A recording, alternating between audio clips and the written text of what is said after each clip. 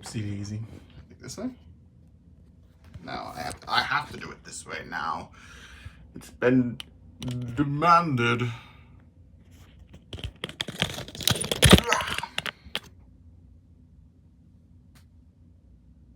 Okay, this obviously looks super good, just the way it is. Love this for us. Love it.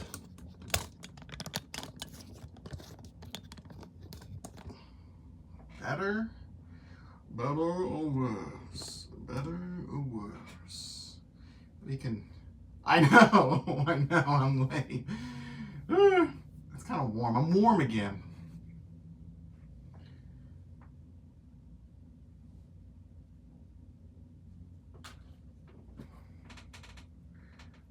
How does it sound? Does it sound terrible? I'm not using any headphones at the moment, so I know I'm like sitting here and I'm just like looking. It was 8:16. I was like, oh my god, it's 8:16. Dumb. Also, my camera's down here this time, which is bothersome in itself. It sounds okay. Okay, I can make clips, I guess. I was debating if I should try using my AirPods. If that would make a difference. Whew.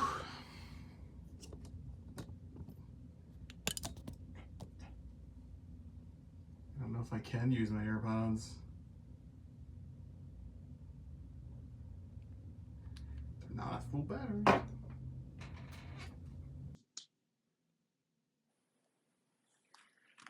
Okay. Oh. Okay. Okay. Good, not good, I don't know.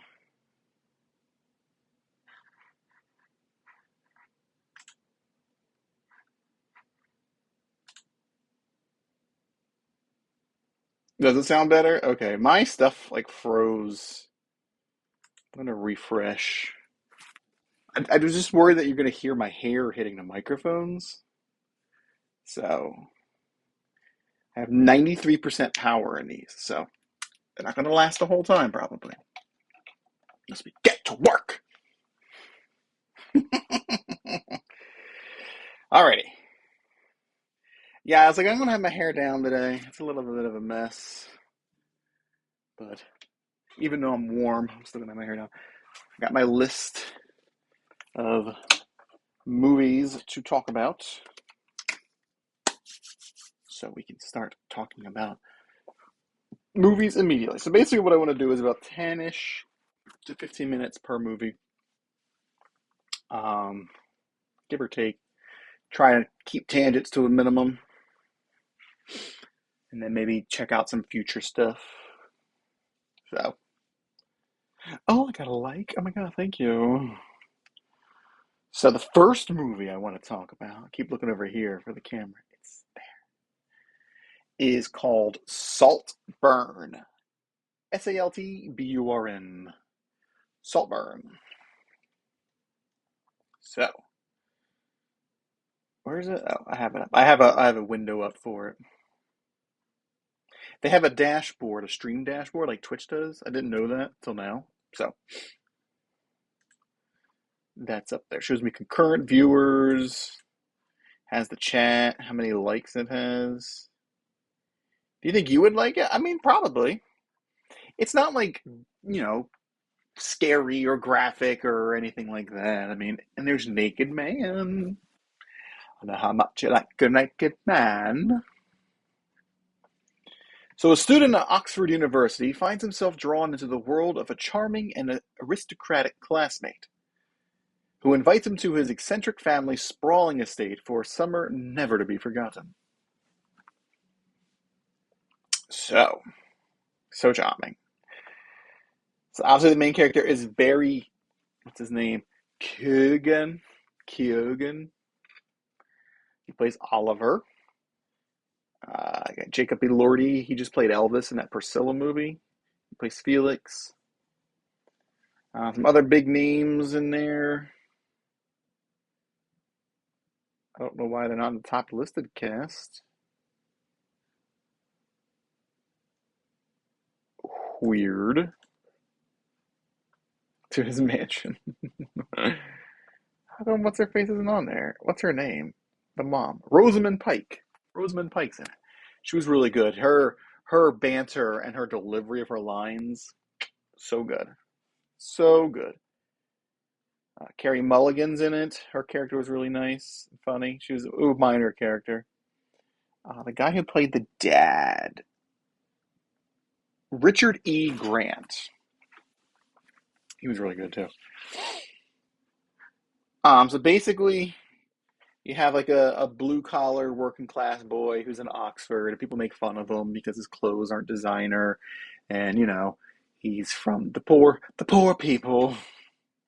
And then he ends up befriending a rich boy who he's like enamored with because this rich boy is super well known. He's wealthy. Everybody knows him and loves him. The girls love him. The guys love him. A real whole menagerie of people are after him. It is interesting though, because they don't show him. I don't believe they show him being romantically involved with any men. So I don't know if he actually is, or maybe the main character is just kind of imagining it. I'm not sure. Sounds like me, yeah. You know what I mean? Just having relations with women all the time, and my rich, my rich household here, with my wires hanging out of these drawers that are broken. Oh yeah, that's me. Got wired headphones chilling here. Well, that's me, rich people. There is a twist in the movie that I don't want to say because it kind of would ruin everything for you if you're gonna watch it. So I won't tell you that. But I wasn't quite expecting it, and then you kind of see the whole thing in a different light. So I might want to rewatch it at some point to kind of watch it. Now I know the secret, what it would be. Um, a lot of people were, yeah, I'm not gonna spoil. People were really upset about. Well, not upset, but I saw a lot of TikToks about how shocking the movie was. It's not really all that shocking to me, anyway. Um, there's some blood play, like adult blood play, which isn't really that graphic because the whole scene is like in a silver light, so the blood doesn't really have a really red color to it. Like it's blood play, blood being used for romantic reasons. I don't know what we can say on here for TOS, so romantic blood interactions. It's nothing that I would be into, so but it's not as graphic as pass. It's really not graphic at all. So you can still watch the movie. It's very simulated. It's not anything that you would see otherwise. Like you'd see more blood in 5 minutes of Saw than you would even see in this. So I don't know why it was so shocking. And then you have like a whole minute and a half of a naked guy in the movie with full frontal and full booty. And it's not shown to be gratuitous. It's just somebody in their house and they happen to be naked. So you could be shocked by that, but I mean it wasn't shocking to me because I mean naked men. Okay. It's nothing new to me. I've seen them before. But yeah, we'll have to get that special features uncut. Ha! Uncut.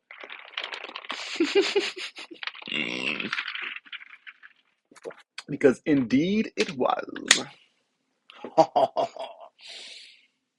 The one thing I did notice is that so Barry or Oliver in the movie, so he's 5'8" in real life, which isn't that short. I mean, it's only 2 inches shorter than me. But he was like looks so tiny compared to the two other male leads. But it's because they're 6'5". I didn't realize it. Jacob Elordi and the guy who plays Farley, um, Archie Marakawe. Yeah, they're 6'5". So It was a very startling difference in that sense. Yeah, the Elvis one. Yeah, Jacob Elordi. My main gripe with the movie is that it is shot in a 1:133 ratio, which is 1:133 ratio. So it's a square, almost a square, the whole movie.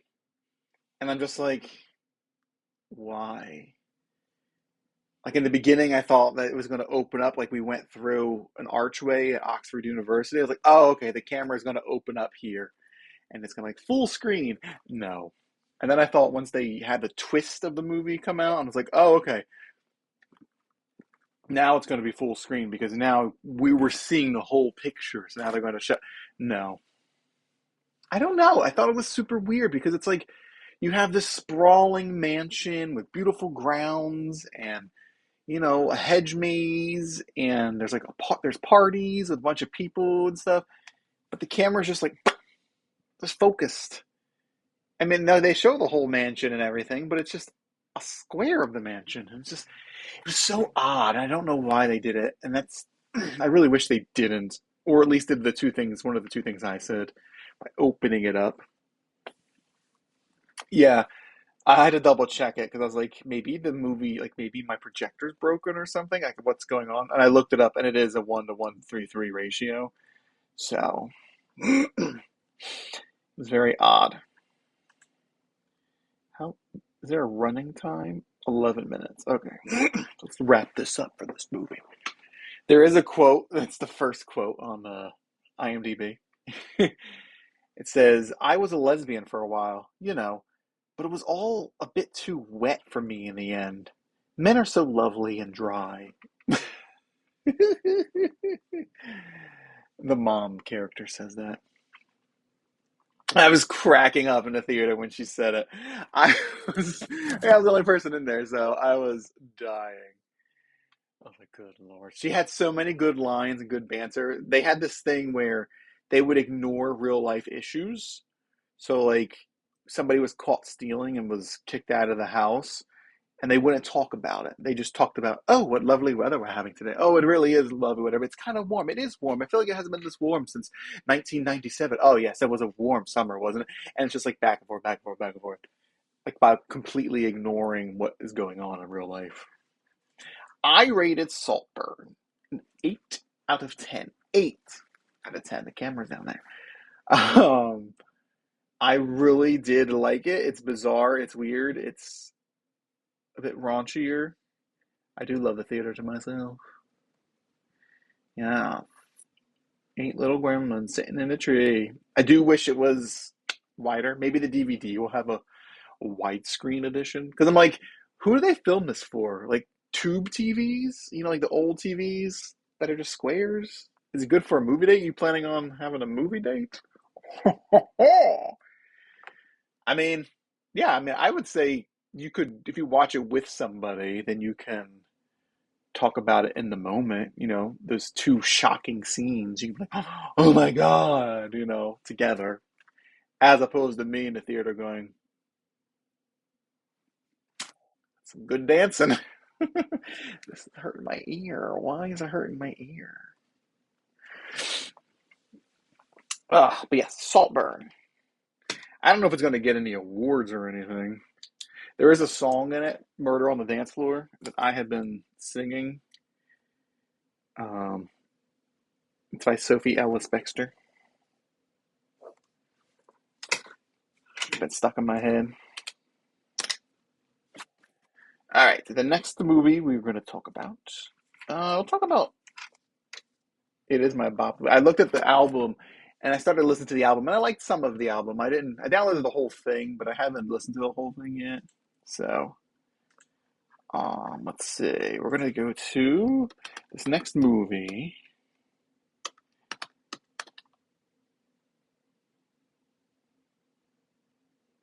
What? Oh, my Discord. Oh, I didn't even share this stream on Discord. Whoopsie daisy. I'm running around the dance floor. I don't even see like a. Is this the right button? Yeah. I need to actually share this on Discord right now. Thanks for reminding me. I don't know. I don't hardly ever share music on there. It's called Murder on the Dance Floor. It's very early 2000s pop electronic, bubble pop electronic. Is this going to show? No, see, it doesn't show that. T1BG's thing doesn't show my thing. Do you want me to share it in Discord? If I share it in Discord, I mean, you already know about it now.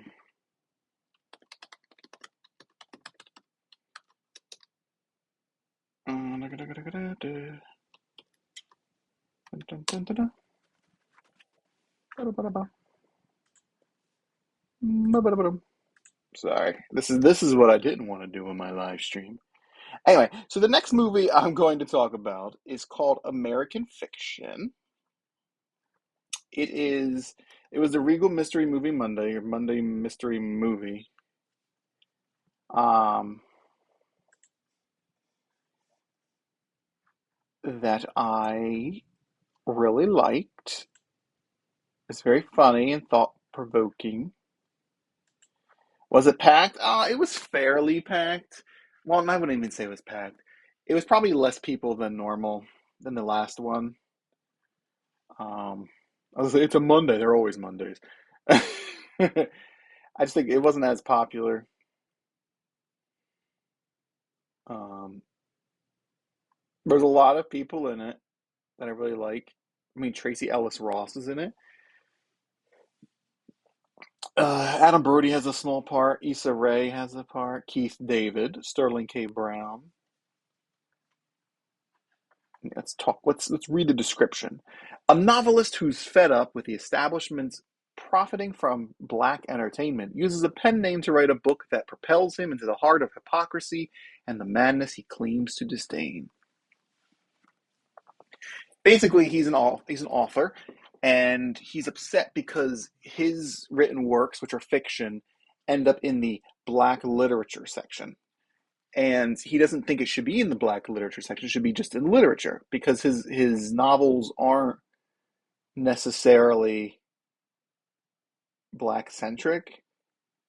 I don't know. He's very upset about it. So he writes a book as a joke, about growing up in the ghetto, and he's using all these slang words and all this stuff. And that book ends up being a massive hit. And he has to adopt this persona as a this fake writer, or he's on the run. And it really like talks about race and how race is viewed, but in a humorous way, because there's a lot of these like neoliberal white people in it. And they're like, oh my God, it's so good for the black community. This is so great for the black community. The black voices are being heard. And they were the worst. It was like I guess it was kind of like an anti woke kind of message about these crazy white liberal people. But it's also about him discovering himself and trying to find out who he is. Because, I mean, he knows he's black, but he wants to separate himself from the perceived notion that these white people have of his blackness. But he's also he's trying to people please the white people. So it's like this, it's kind of a conundrum for him. It's Jeffrey Wright is his name. He's the actor. He plays Monk or Theo Thelonious is his first name. Um, yeah, I've never heard of the movie whatsoever. It started, and I was like, "What on earth is this movie?" And it ended up being really good. I really enjoyed it. Um, I had a good time with it. People were laughing. I was cracking up. I was cracking up at some things that some people weren't laughing at, which was funny. There were these two boys who tried to sneak into the theater. They sat behind me in a corner, and like two teenagers. I mean, they might have been teenagers. They look like little kids to me. You could tell they snuck in. And then when the movie, like after 20 minutes of the movie, they just got up and left. They were like, "This, I don't want to watch this. This is like social commentary." Blech. It's like, sorry, man, it's not Fast and the Furious 23. This actually has a point to it. So, correct me up. But man, yeah, they did not want it. It was rated R. Um, they did have a little bit of a meta moment at the end. So at the end, like the movie just ends like abruptly, and I was like, "What the hell?" It's like that's the ending, really? And then it cuts to like a him and a director, and he's talking about making the movies as if we were watching the movie the whole time. He's making the movie of the book or of his new book that's about him, about the whole experience. So it's like a movie within a movie kind of thing. And it was just kind of like, oh, and then they had a bunch of different endings they showed, some of which were just off the wall insane. Like the cops came and shot everybody because like he's black, he has a gun and stuff. It was a mess, but um, it did finally have an ending. I really wanted a different ending, but the ending was fine. But I would definitely recommend it. I really liked it. Um, I don't know. People seem to really like it. I didn't rate it. I didn't rate it. My bad. I'm going to give it an 8. Another 8. Ooh. IMDb's rating is a 7.8. Um, like I said, I never heard of it, so I went into it completely blind. It had a bit of a slow start. What's up with you with date movies? You going a lot of date movies right now? I would say no if they're sensitive about certain things, like discussions about race, because that's what the movie's about. It's about race. Or if they're real sensitive about white people being made fun of. So if you're going to take your MAGA boyfriend to this movie, he might not like it. Okay, or he might because he'll be like the liberals. So who knows? It's kind of a topsy turvy one. Yeah, you're MAGA. You're Make America Great Again. I know how you boys are. Latinos for Trump. But no, I would recommend it. Um, it's not even in theaters yet. It comes out December 22nd. I always forget that the mystery movies are before they're released. It's not even out yet.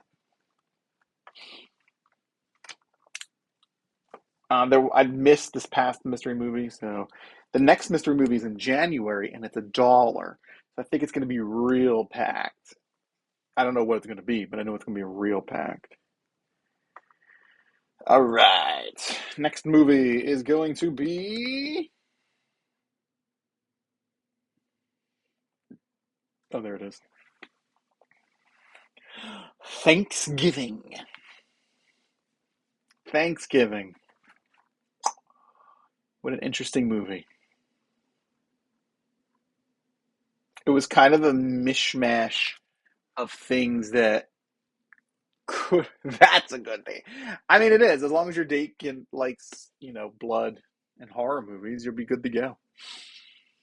Um, this movie had issues similar to Evil Dead Rise, where I felt like it didn't know if it wanted to be a serious horror movie or if it wanted to be a campy horror movie. Because like the whole opening sequence is a Black Friday event and it goes horribly wrong with deadly consequences. And that was filmed in a very serious thing. It wasn't goofy, it wasn't silly, it was very serious. People died. And I was like, oh, okay, this is gonna be something else. Because it's made by Eli Roth, who's known for his gore torture porn type of movies.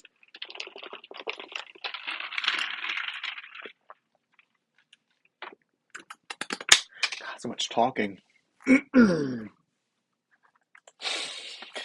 um So I was like, oh, okay, it's gonna be like a very serious horror movie. All right. But then like it just kind of got a little silly. All the characters are these stereotype characters, maybe except for Patrick Dempsey. Patrick Dempsey is a decent character. He plays the sheriff. But like all the teenagers who are well in their 20s, Which again could see that could be a spoof of horror movies because they're always teenagers. Yeah, I mean, like the first time you're introduced to them, it's like dude, bro, dude, bro, dude, bro. Like the jocks are just talking about, oh, dude, bro, that's so sick when you threw that catch. Oh man, I intercepted. Like it was just like, oh god, like there wasn't a single character I cared about if they lived or died. Like none. And then like oh, the girls weren't super ditzy, but they were kind of like whatever. Yeah, you should really do that. It's cool. Yeah. I was just like, God. And the main girl was just kind of dull. Who's the main girl? I don't even know her character's name. That's how much I'm like, Nell Verlac or Verlacki. She played Jessica. So the movie. So if you're going to see the movie with people, I think it'd be perfectly fine. You know, I think that if you're going with a group of people, you guys will enjoy it because the kills are really creative and they're really fun. Like every kill was pretty good. Like I was like, ooh, ooh, ooh, what I hoped Saw X would have been, which it wasn't. Um, that type of creativity with people dying was really good, and some of them had a holiday theme to them, so that I liked. Yeah, like a lot of them are. Oh, look, I just said that, and then it pops up. Yeah, a lot of them are Thanksgiving related. That's what I thought some of them would be. Um, like it's more serious movie because you have some of these kills which are pretty brutal, and it's like, ooh, that's something. But then it was like, then one of the characters is like, there won't be any leftovers this year. It's like, what the fudge? That's what you're saying? There won't be any leftovers this year? Good God. And again, I just couldn't tell if Roth was trying to make this be a comedy camp slasher or if he was trying to make this a straight up horror. Because I mean, there's a whole dinner scene. I won't spoil it for you. It's real graphic and very brutal. But then you just have then you have that line come out of nowhere. It's like, oh, okay. Yeah. So I think it's one of those movies that you could like put on like if you're having friends over like Friendsgiving, you could throw it on and people were like, "Oh, look, look, look, look, somebody's about to die." And then you just kind of forget about it until somebody else is getting chased because everything in between the killings is just kind of it's just kind of filler until you get to the next killing. So it's a bit it's rated R. It's definitely rated R. Yeah. Maybe there'll be an uncut version, but it's definitely rated R. Um the killer reveal didn't make any sense to me. I mean, I wasn't trying to figure out who the killer was because I usually don't really. I don't know. I don't want to say I don't care, but I just want to be in the movie, in the movie, and just watching it. Like I don't want to have to sit there and try to figure out. Oh, who is it? Who is it? Who is it? So I wasn't really worried about it. And when they revealed who the killer was, it didn't make any sense because there were multiple instances where the killer could not have been in the multiple places. So it's just like, wait, how was the killer doing this? Like the killer was chasing this person, and then that person stumbles upon the killer's body, like the killer outside of costume, like less than 5 minutes later, and then the killer is like knocked out. Like it made no sense to me. When you watch it, you'll see what I'm talking about. It was just bizarre. Like I don't know why that'd be the killer. It would make more sense for there to be two killers, just because that one killer isn't able to be in all those places at once. So didn't care for that. But I mean, it was an enjoyable experience for the most part. I mean, mostly it was just the kills. I like the kills. I really just like the kills. And that's pretty much it. But it is based on a trailer that Eli Roth made for what was it? Oh, Planet Terror and Death Proof. It was Quentin Tarantino and the Robert Rodriguez movies. Would I watch it again? I would watch it again with somebody. If somebody wanted to watch it, I'd watch it with them. I probably want to watch it again myself because I mean, I've seen it. I know who the killer is, and it wasn't that interesting. But I would definitely watch it with somebody if they wanted to watch it. I gave it a 6, just simply because it was enjoyable to a limit, and then it was just kind of cornball because the whole leftover line, they said it was said like 2 or 3 times, and I was just like, why? Oh, yeah, only 6. Sorry to drop it down there. I mean, like I said, I would suggest it. But like I said, Patrick Dempsey's in it, and Gina Gershon. Most everybody else, I don't know who they are.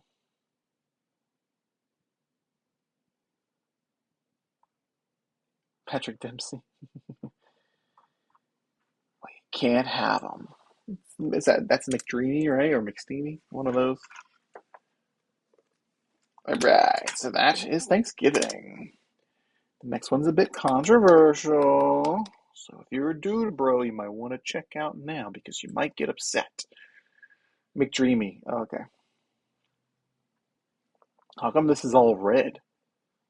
That's weird. All this stuff is red. Aww.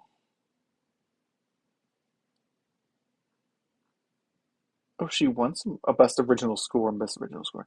Anyway, um, the Marvels, the latest entry into the MCU. Carol Danvers gets her powers entangled with those of Kamala Khan and Monica Rambeau. I spelled that wrong too, forcing them to work together to save the universe. How's it controversial? Because it's women, 2 minorities, and possibly a lesbian woman working together, being powerful and beating up men. That is controversial. Controversial. Is it good? What? You would ask this for every movie? If you like Marvel movies, I would say yes. I enjoyed it quite a bit, actually. So I knew I recognized that guy. This guy, he's from BTS, right? He's part of BTS. Oh, he's only a year younger than me. Maybe he's not from BTS. Maybe I'm being racist and saying he's from BTS. Oh, he was in Parasite. Yep, I'm being racist. I don't think he's in BTS. My bad. I thought he was a K-pop star. He is a Korean actor, though. True. It's Park. I don't want to say his name. Sehun. But he sang in it. Well, because he sang in the movie, so I was like, oh, he must be, a K-pop guy because he's singing. I mean, I know regular people can also sing. You don't have to be in a band to sing or a group. I mean, Brie Larson sang in the movie too. So there was a planet. They only spoke in song, so you had to sing, which people really didn't like, but I thought it was really creative and I thought it was fun. And there was somebody on the planet who could talk. He was like, "Wait, you don't have to sing?" And they were like, "No, he's bilingual because he could talk in regular words and also sing," which cracked me up. I mean, the fight scenes where their powers are switching. There's even like an '80s montage of them learning how to use their powers, which again, these are things that people were looking for in movies. So I don't understand why people didn't like that. The power entanglement fights were really cool, really good choreography. I mean, I really liked just how creative it was. They're switching up, and then like how things can go wrong if they miscalculate it. The bad guy she was a little one-dimensional. They did give her some backstory, which made me like her a bit more, but she was basically just there to keep saying the Annihilator constantly. The Annihilator. The Annihilator. Like over and over. And it's like I get it. Like quit hitting me over the head with that big old hammer. She's the Annihilator. Like I get that it's supposed to be like Brie Larson's emotional arc, which it was, but it just was just a little too heavy with that. Yeah, they have a bad guy issue. There is a bad guy issue. I mean, a lot of movies are like that, though. I mean, Iron Man 1 was like that. Iron Man 2 was like that. Iron Man 3 is like that. Captain America's like that. I mean, most superhero movies kill the bad guy at the end. I mean, more often than not, they're killing the bad guy. The issue now is that there's not a with Kang, Jonathan Majors and his current legal woes. There's not really an overarching story now because it's like Kang. It's like, oh wait, we haven't seen Kang. Like, Kang wasn't even mentioned in this movie. Spoiler alert. So it's like, okay, now you have a whole motion picture entry with no mention of Kang. Although I don't know the time frame. But no, they know about Kang. I think, right? Yeah, I don't think they have any direction right now with the whole Kang Dynasty. Which, I mean, I wasn't really interested in the Kang Dynasty in the first place, so I'm not really upset about it. But some people are saying they should bring in Finn, not Finn. Well, his name is Finn. CGI Kang. Might as well at this point. The Dude Bros can't hate it any more than they already do. What's his name? The guy who played Finn in Star Wars. My God. You think I would know this? He is cute. Yes, he is. People were talking about how bringing him in, but it was like he doesn't really care for Disney because how they treated him in Star Wars. So I'm not sure he would come back for a Marvel movie, Disney Marvel movie. Yeah, and he's said in just as many words how he feels about Disney. So I don't think he's going to come back to Disney. So probably forget that. Let's see.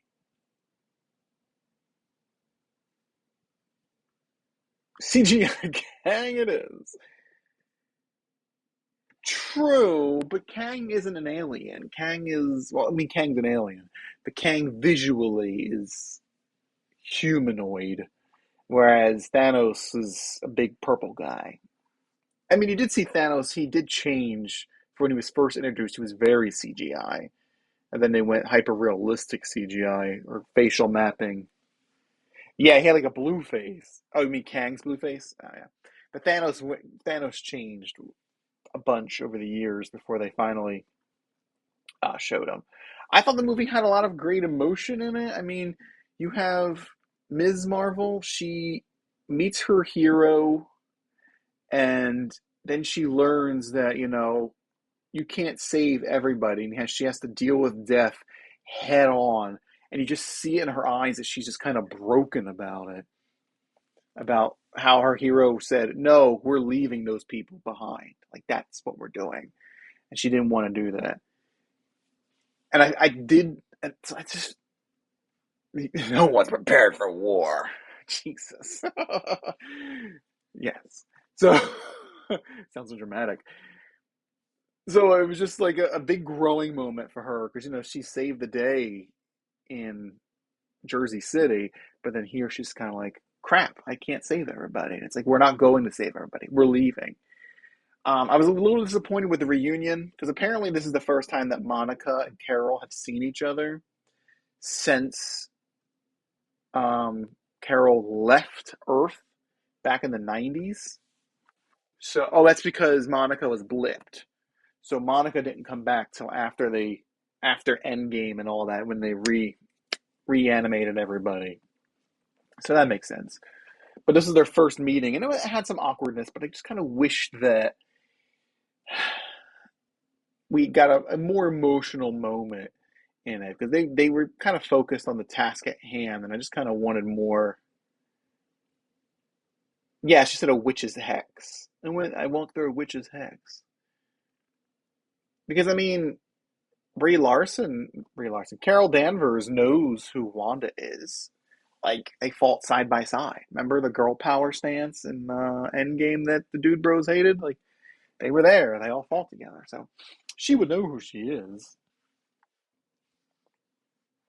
Girl power, yeah, girl power. Or as Samuel L. Jackson said in this movie, black girl magic. Which, as soon as I heard it, I was like, oh God, they're gonna hate that line. They're gonna hate that line. But he said it real sarcastically, so that's why I thought it was funny.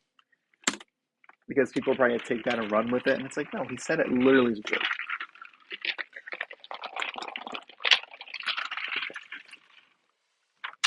They do hate everything everywhere all at once.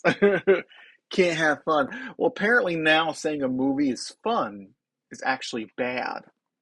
Because I've heard this in reviews. If all a movie can offer you is being fun, then you need to raise your standards. It's not good enough. And I'm just like, why do you go to the movies then? To not have an enjoyable experience? Like, I go to the movies to have fun, to be moved, to have an emotional release. Like, I don't get it.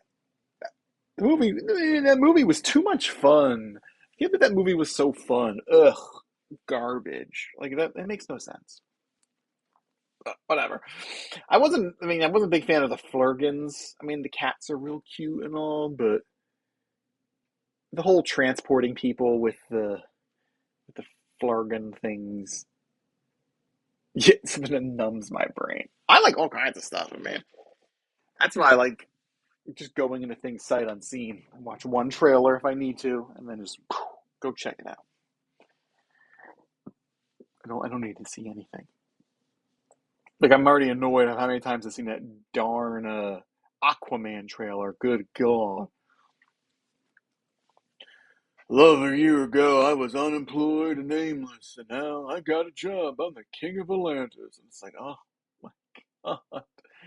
I've seen it so many times. I don't want to see it again. Will I go see the movie? Yes. But God, that trailer, I'm so over it. Ugh, it doesn't make it look good though. So yeah, Marvels. I enjoyed it. It is not perfect. Is it a date movie? I think the Marvels could be. As long as you like superhero movies and as long as you don't mind women being the main actors, then you should be fine. I liked it more than Quantumania, for sure. I liked it more than Thor Love and Thunder, personally. And I did like it.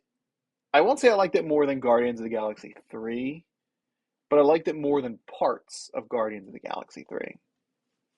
Because Guardians of the Galaxy is like two movies put into one.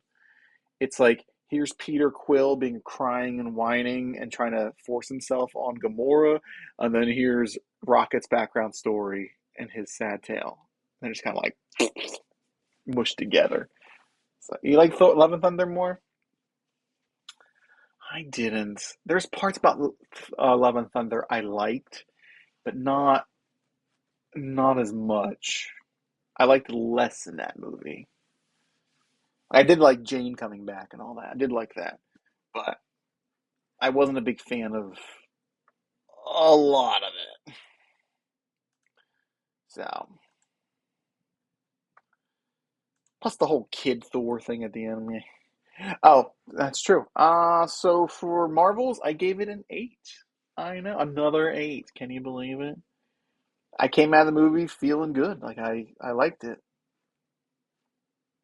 I think they changed enough things that people complained about in the first one. Oh, Brie Larson's so wooden and Brie Larson has no emotion, even though that's literally what her character's supposed to be. She's supposed to be in control of her emotion because when she's not in control of her emotion, she had too much power, and that's why they wanted to keep her that way. But I digress. It only has a 5.9 on IMDb with 63,000 votes. Yikes. For Rogue to steal her powers. Hey, you might see it. You might see it. Or maybe in this alternate universe that was shown, maybe that rogue will steal powers from somebody in that universe. That way they don't have to do anything with our Captain Marvel. Although I don't know who Captain Marvel is in that universe because her mom is binary. Superhero. Oh, you're heading home? Okay.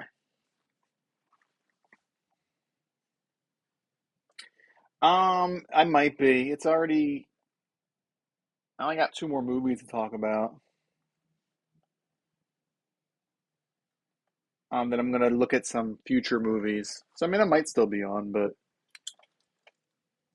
um, maybe not. I'm gonna join Vetter though in his on his stream, so I'll be there. I won't be streaming, but I'll be on his stream. I think he's doing Texas Chainsaw Massacre, so I'll be there.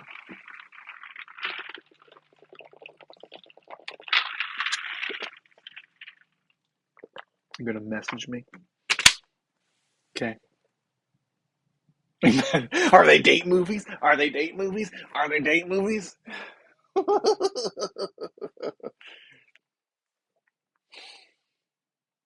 Yes, Godzilla is a good date movie. Go see it. That's gonna be our next one.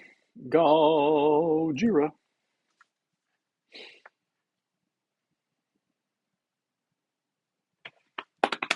All right, switching gears. Um, if I had to think of one that'd be really out of all of them, probably Godzilla. I think that has the most going for it. I mean, unless your date hates reading subtitles, I'd say probably Godzilla. It's action, there's emotion, there's some a little bit of love story in it. Things get blown up. Good time. Good time.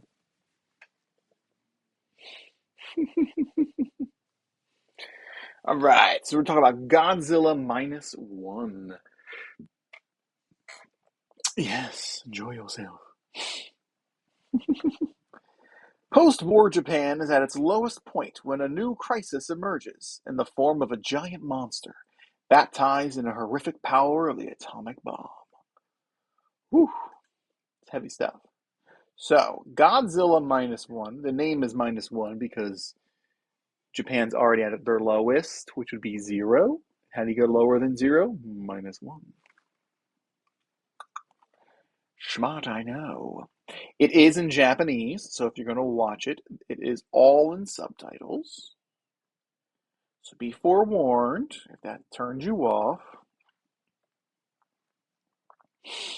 That's what's going to happen.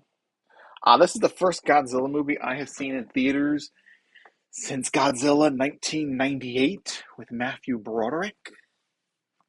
Um, I saw that one with my childhood best friend. Um, that one had all those not movie tie-ins, all those product placements like Taco Bell with the Godzilla cup that I had. I had that till I moved. It's good times. A lot of licensed merch for that one. I still have actually. Uh-huh, because there's a hole in my door. There's the old Godzilla sheets. I got the whole Godzilla bed set. My childhood best friend got me that. And there it is. There's Godzilla hanging out. So, yeah, I love that movie. But anyway, this is the first one I've seen since then. I was interested in it. The trailer looked really good. I liked that it was a period piece. Yeah, that's all that's left. I don't have the pillowcases or anything, just that. Um, but I saw the trailer and I was like, oh, I really want to see that when it comes out. And then it was a limited release. Luckily, they extended it because it did really well in the American market, which is awesome. Let's take a look at it. Its budget was 15 mil. Opening weekend, it made 11 million. Bye, Prince. So, an opening weekend, it almost made as much as its entire budget. That's current, at least that's current as this is. U.S. gross is 28 million, and worldwide gross is 58 million. So it's already made back its budget multiple times, almost six times. So see that aspect ratio is a one is 2.391. So one 2.391. Take notes, Saltburn. Good grief. Anywho, so we follow a fighter pilot, well, a kamikaze pilot. He's not actually a fighter pilot, he's a kamikaze pilot whose jobs are to crash their planes into ships or into enemy locations. Um, so he doesn't want to be a kamikaze pilot, and he lands on this island to get his plane looked at. But in reality, he's hiding out because he doesn't want to kill himself. While he's there, Godzilla attacks. Now, this Godzilla is much smaller. Not much smaller. He's probably like 3 stories high. So not super big, maybe 4 stories. And he doesn't shoot it with the plane or anything. So ends up killing almost everybody at this island. And he has that guilt. And then, of course, with all the atomic tests going on, Godzilla gets blown into a larger size. And then he ends up attacking some towns. Not towns, some cities. These are not towns, they are cities. Um, and then that's where we pick up. So, because of post World War II, the Japanese didn't have an active army because they had to disarm. I'm like real fidgety.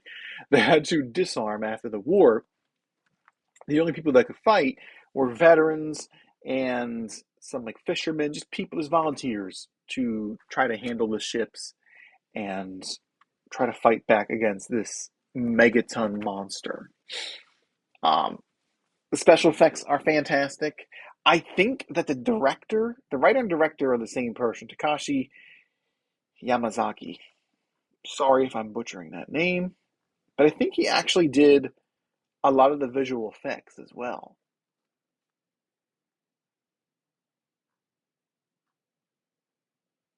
I'm looking right now.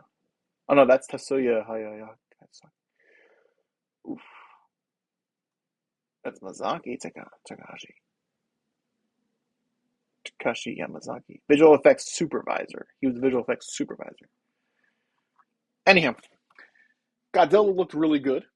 Looked real good. I liked him. Um, he had a more of a classic look, which is fine. He was a little bottom heavy, which was a little odd, but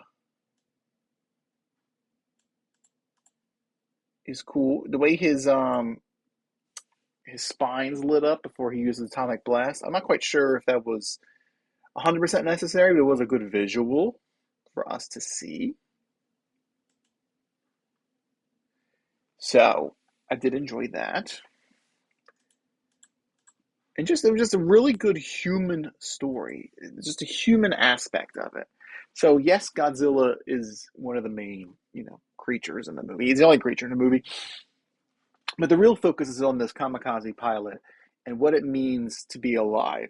Because he didn't want to be a kamikaze pilot, but then he didn't have much to live for afterwards.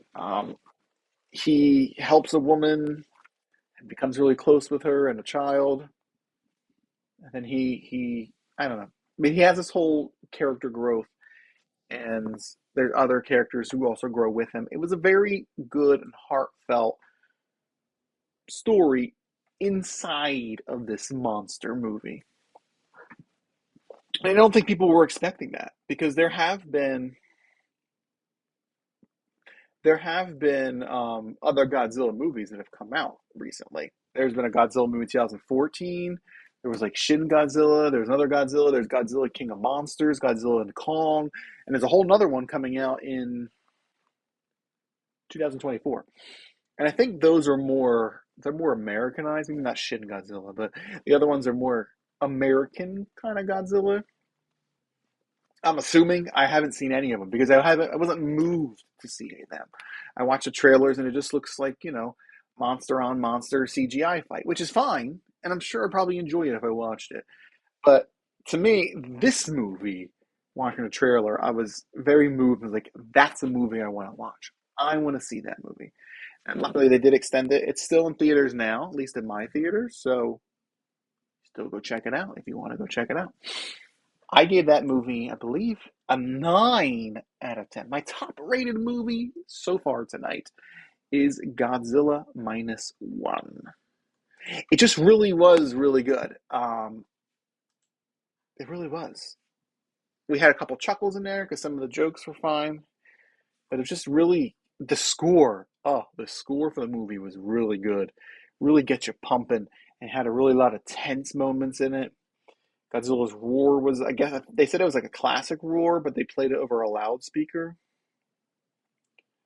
So, oh, here it is. Feeling as if he unfairly cheated death too many times, Shikishima, a surviving kamikaze pilot, is attacked on Odo Island along with many warplane engineers by a gargantuan monster. Oh, he has all his guilt. Yeah.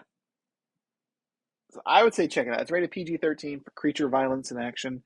A lot of people get killed, but it's not like bloody. The person I saw it with was like, "Oh, I had to turn away when he was eating people." I was like, "He doesn't really eat them. I mean, he bites them. Oh my god, it's like an itch in my nose, and like it's bothering me."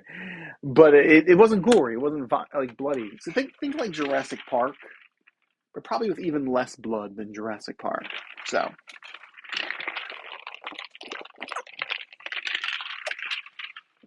it might be frightening for kids. The monster Godzilla, at least in the introduction of Godzilla, probably less frightening when he's destroying the cities and stuff. But more frightening in that opening scene because they he was like hidden in shadows and stuff, so people weren't really knowing what to expect. See, it's right there. I know. It looks like I'm picking my nose.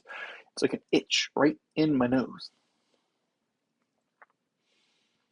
But man, I'm really glad I saw that. I would definitely recommend that, and it would be a good date night movie. So yes, 9 out of 10. Oh, it's moved up in popularity. It's now the number 4 movie on IMDb. Number 1 is Animal. What the heck is that?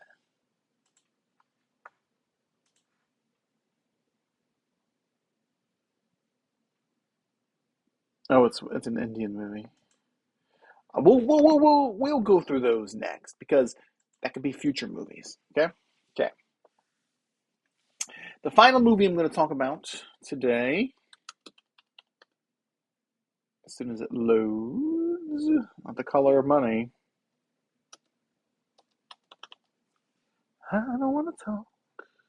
Is The Color Purple. So I have been going to the movies a bunch recently, obviously. And I've been seeing this trailer for The Color Purple over and over and over and over. And at first it was just kind of like, oh, that's kind of interesting.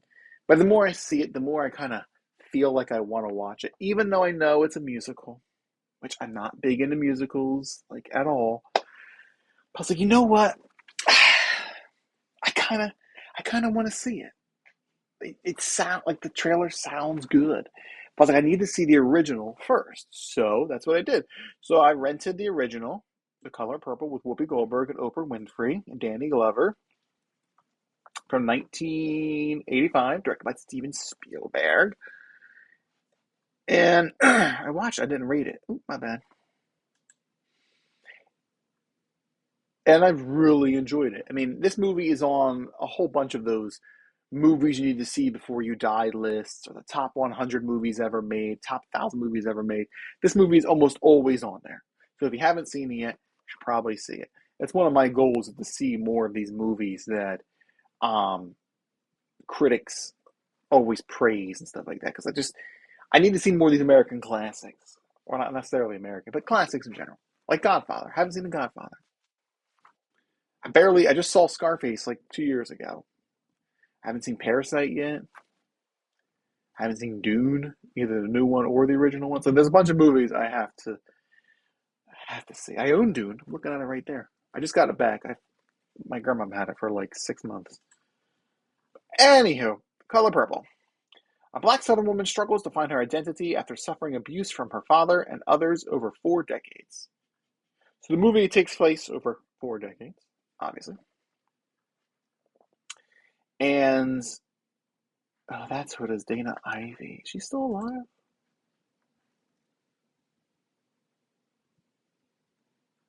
I think she's still alive. She's probably pretty old now. So Whoopi Goldberg and her sister. So we have Celie and Nettie, who are two sisters who are abused by their father, and to the point where Celie has children from her father. Sorry, I'm playing it back in my head, the movie.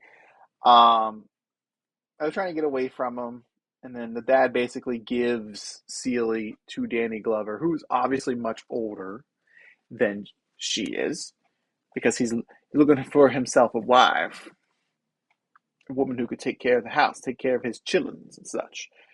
So, and you have Whoopi Goldberg in this another abusive relationship, and Nettie just kind of not disappears, but kind of goes away, and she longs for her. She thinks she's dead, and it's a very emotional movie. It takes place, like I said, over 40 years. You have 40 years of history here, and you have Oprah Winfrey's character who dates. Who does she date? Danny Glover's son. There's a whole bunch of things in it, but I laughed. I did cry. I really enjoyed the movie as a whole. I can't recommend it enough, and it has. I'm gonna spoil it for you. A happy ending. So it made me happy, and it was just a very good experience, and it made me look forward to the new one that's coming out with Fantasia Barrino, even though I know it's a musical, because I'm curious about it. I didn't rate it. I'm gonna rate it right now. I'm gonna give The Color Purple. Do I think it's perfect? I don't think it's perfect. I'm gonna give it a 9. The one thing was, I was surprised there was some lesbian stuff in it. I wasn't expecting that whatsoever. So when it happened, I was like, "Oh!" And this movie's from 1985. I mean, so that's pretty forward in a major motion picture to have lesbian romance hints in it. So I was like, oh my. It's also very shocking that this movie got 0 Academy Awards, 0 Oscars, nominated for 11 Oscars, and got 0 Oscars. Oh, Lawrence Fishburne was in it too. I forgot about that. He was a more minor character, but he was in the movie.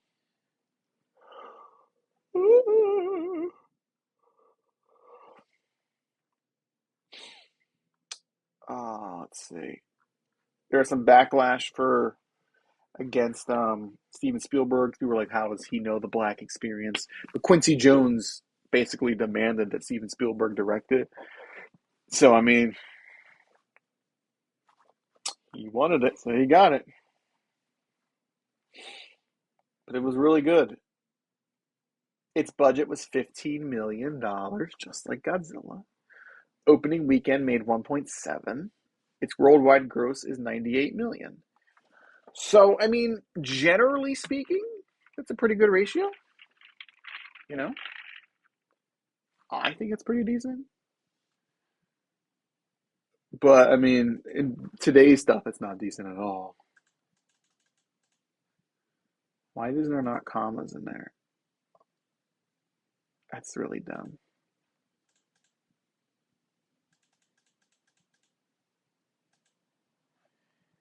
Oh yeah, yeah.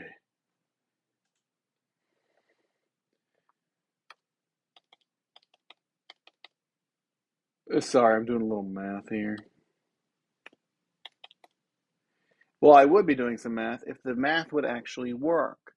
Divide.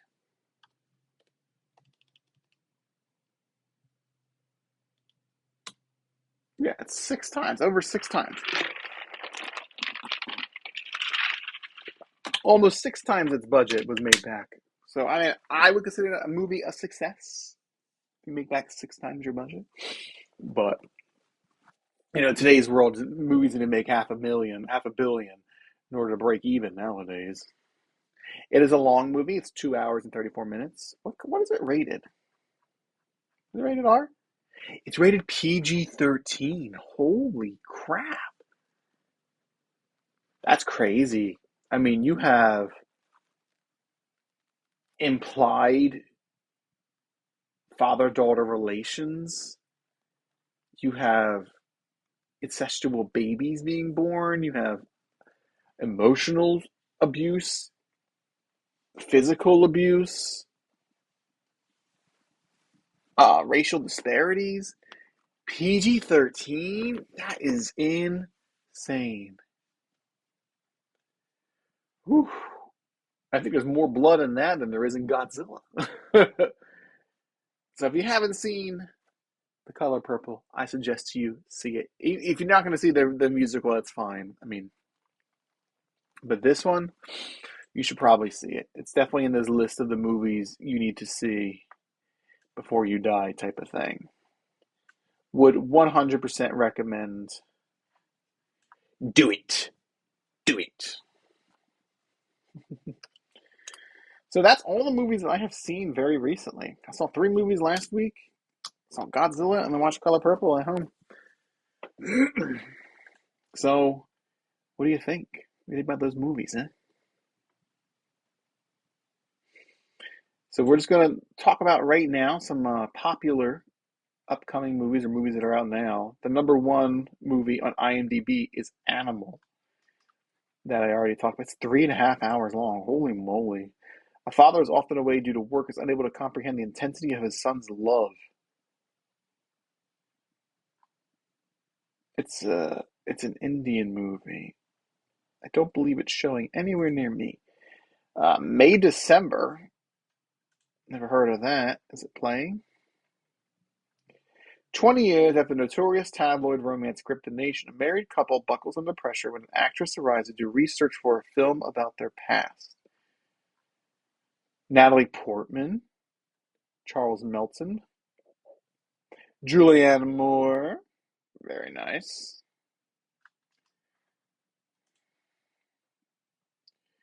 Wow. He's only done 4. Oh no, that's what he's known for. Oh, he's on Riverdale. Okie dokie. Hey, he's only 4 years younger than me, so I could have been on Riverdale at this point. It's called May December. Never heard of it. That's not true. I have heard of it. I saw a brief little example of it on TikTok.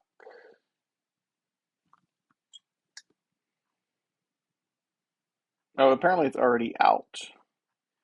Came out December 1st. It's on Netflix.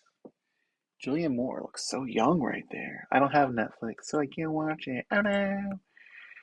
Leave the World Behind. I think it's also a Netflix movie. Godzilla Minus One. Napoleon is number 5. I did not see Napoleon simply because I'm not really interested in Napoleon. When I saw the trailer for it, I had zero interest in seeing it. I still have zero interest in seeing it. So, will I ever watch it? Maybe. I mean, I could go see it. I have my movie pass. I can go see it for free right now. But I don't think I want to. Killers of Flower Moon's number 6. Candy Cane Lane. That's an Amazon one. I'm not a big fan of Christmas movies. Furiosa, Mad Max Saga. That's not even out the next year. Hunger Games. Wonka is coming out soon. I don't really have much interest in that. Will I see it? Maybe. Maybe. But I don't want to see it.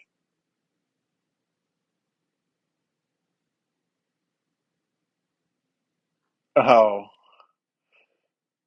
this is the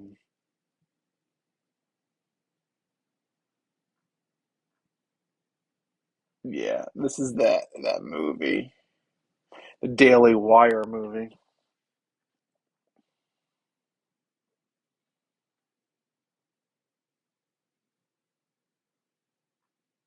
It's called Lady Ballers.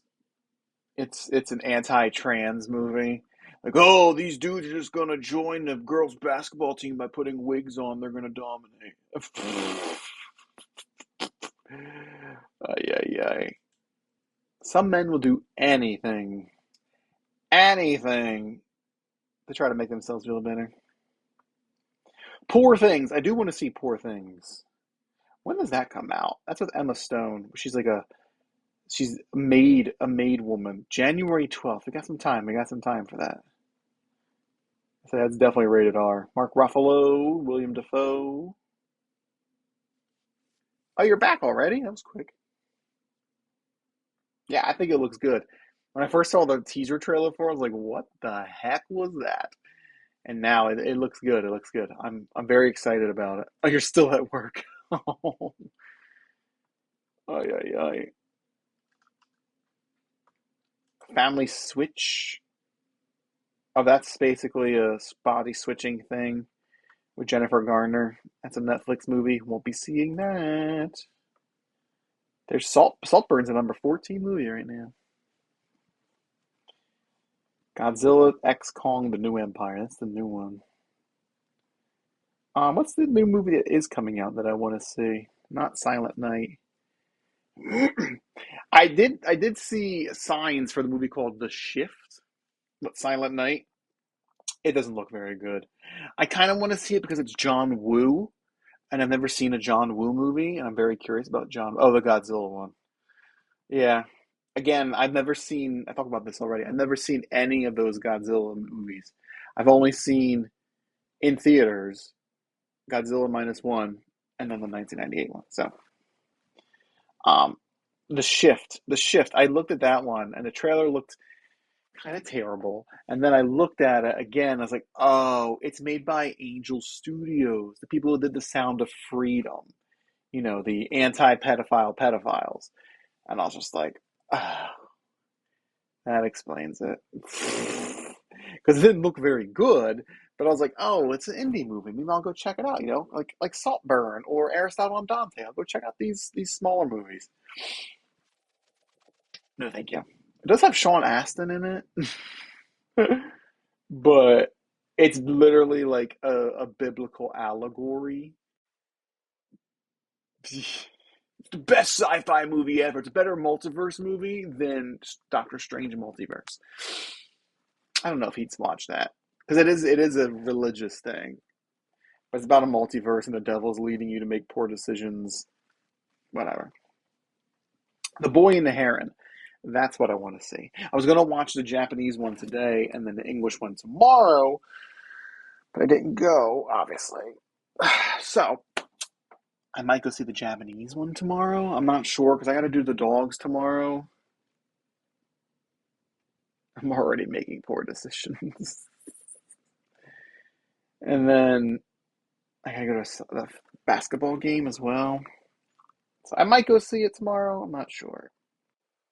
Yeah. I'm telling you, I had to be so dehydrated. So dehydrated. Because I literally ate like these honey mustard pretzels before I left, and then I had nothing to drink, and I was just like so tired. I'm telling you, that's what it was. Once we got to the restaurant, I drank my entire water and a whole Sprite within like 10 minutes. I couldn't even finish my dessert, which was mint chocolate chip cake. I couldn't even finish my mashed potatoes because I was so full of liquid. Oh, don't like foreign films. No, I'll never say it. I literally watched When Evil Lurks, which is in Spanish, and that's a foreign film, and that's one of my top films this year. Thank you. But yes, The Boy and the Heron, I want to see that. It'd be my first Miyazaki movie I've ever seen in full. So that'll be exciting. And I want to watch it in Japanese and English because I want to hear it in its original voice and original tones that were made that way. And then I want to hear the Americanized version of it, even though the voice acting cast does seem really good for it. It's not, Chris Pratt. Hey, look at me. I'm a heron bird. Squaw, squaw. It's a me, bird. Why is the Haunting in Venice up there? Wish, I'm not going to see Wish. Top five? Oof. I mean, it's probably going to be When Evil Lingers. Um, Aristotle and Dante. I've seen I've seen 42 movies with my movie pass. I think this year so far. Anyone But You looks kind of funny. I don't think I'll enjoy it that much, but they did. They did. I mean, well, When Evil Lurks wasn't so much being moved. It was just a really good movie. I'm just looking at The Anatomy of a Fall. That's not out yet. This isn't like upcoming movies. This is just current movies that are being searched. That's not what I'm looking for.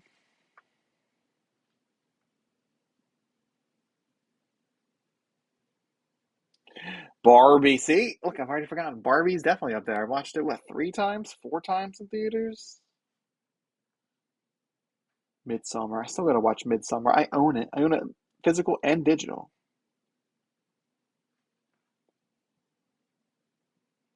in theaters. God, Barbie. How can I forget Barbie? What is wrong with me? In theaters, Die Hard. I kind of do want to go see Die Hard. I've already seen it, but to see it in theaters, I've never seen it in theaters. Oh, top movie of the year. Well, just because you haven't seen Aristotle and Dante yet. Now, Barbie was really, really good. Actually, I was like, "Where's my phone?" It's right here. So I could see showtimes for Die Hard, and I could use my movie pass for Die Hard. So because it's a reissue and not a Fathom event. Renaissance is still playing, I guess. Hunger Games, don't care about that. The Shift we already talked about. Trolls for gay guys. Not all gay guys. Some gay guys aren't into that. Wonka, yeah. Napoleon, Silent Night,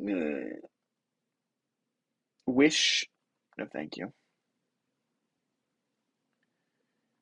Uh, Dream Scenario, that's the Nicolas Cage movie, right?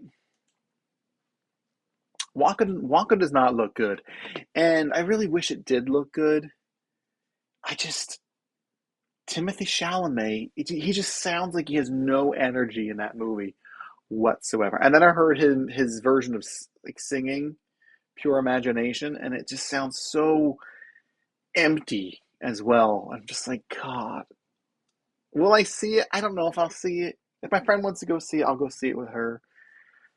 But like, I don't know. Or if my brother wants to take the kids, I don't think he's gonna take. He does sing. It's a musical. Wonka is a musical. They're not advertising it as a musical, but it is a musical. There's a bunch of songs in it. I saw them on iTunes. There's like 30 songs, maybe not 30, but at least 20 songs in it. Yeah, it's a full-blown musical. Dream Scenario, comedy horror. A hapless family man finds his life turned upside down when millions of strangers suddenly start seeing him in their dreams. When his nighttime appearance takes a nightmarish turn, Paul is forced to navigate this newfound stardom. That might be interesting. It has Nicolas Cage in it. Julianne Nicholson. I haven't seen her since Ally McBeal. Tim Meadows.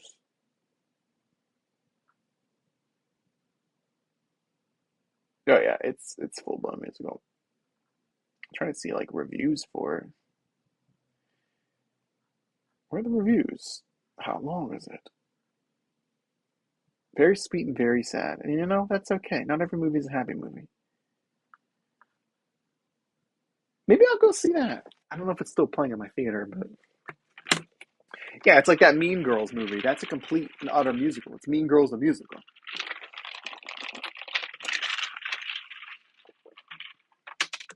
So yeah, Maestro. I don't have any interest in that. The Holdovers. I don't really want to see that. I feel like it'd be fine to watch it, but I feel like the trailer tells you everything about it. Yeah, I've never really seen Mean Girls, so I don't really care about the musical.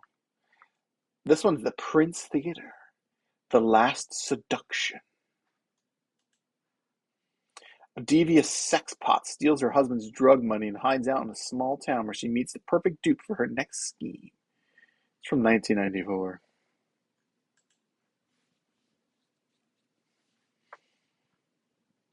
I don't know why it's back in theaters, but it is.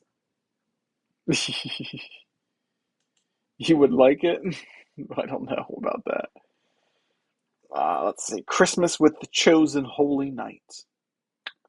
The Grinch, that's a re-release. Eileen. What's this Eileen one? I think we have a poster for that in my theater. Eileen. A woman's friendship with a new coworker at the prison facility where she works takes a sinister turn. Oh, it's Anne Hathaway. Oh, we do love a good Anne Hathaway. Thomas McKenzie. Thomasin McKenzie. Sorry, it's a woman.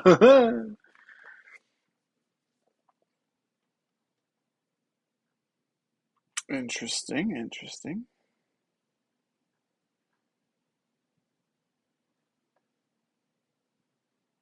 Let's see. Slow burn film noir is a near classic character study. Huh. I'm gonna add it to my watch list. I'm gonna add Dream Scenario to my watch list as well. I feel like Dream Scenario will probably be on Peacock. Seems like a Peacock movie. Hi Nana. In theaters now. Christmas Vacation. Priscilla. Priscilla's not playing in mine. Neither is that. The Disappearance of Shetty Heat. The Cello. Oh, the Cello. Didn't I see a trailer for that? Liberated female orgasm by revealing the most private experience thousands of anonymous surveys. What the fudge?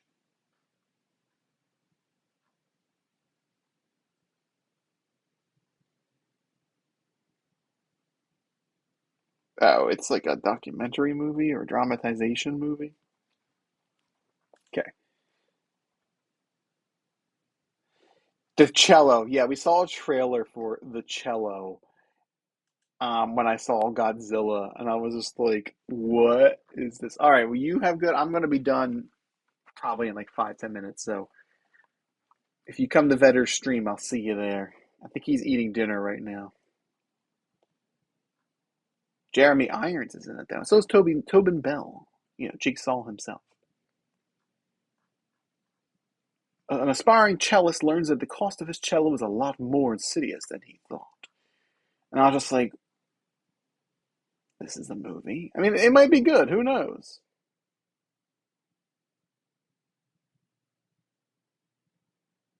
He's won an Academy Award, a Tony, and an Emmy. He just needs a Grammy and he'll be an EGOT. It's cliche. Oof.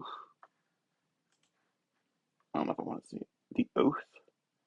It's another Jesus movie. There's a lot of Jesus movies that come out this time of year. Even though there's a war on Christmas, but I still see all this stuff. But anyhow, looks like it's pretty much it. Pretty much it in the movie department right now.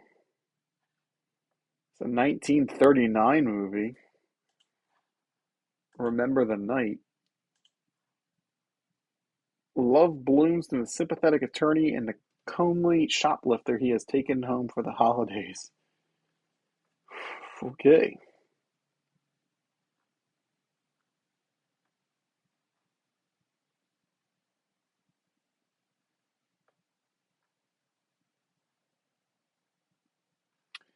Interesting. Anyhow, I think that's going to be it for us tonight. We have been live for an hour and 23 minutes.